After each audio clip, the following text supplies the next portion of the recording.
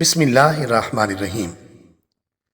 हज़रत सैयदना अबू सईद खुदरी रज़ी अल्लाह अन्हो कहते हैं कि रसूलुल्लाह सल्लल्लाहु अलैहि वसल्लम ने इरशाद फरमाया, जो शख्स ये कलिमात कहे, रज़ीतु बिल्लाहि रब्बा व बिल इस्लामी दीना व बि मुहम्मदिन रसूला, यानी मैं अल्लाह के रब होने, इस्लाम के दीन होने और मोहम्मद सल्लल्लाहु अलैहि वसल्लम के रसूल होने पर राजी हुआ तो जन्नत उसके लिए वाजिब हो गई।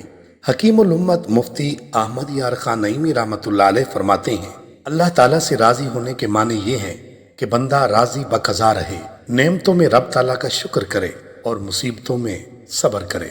इसी तरह इस्लाम के दीन होने पर राजी होने के माने ये हैं कि इस्लामी अहकाम पर राजी दिल से उन्हें पसंद करे, खा समझ में आए या ना आए।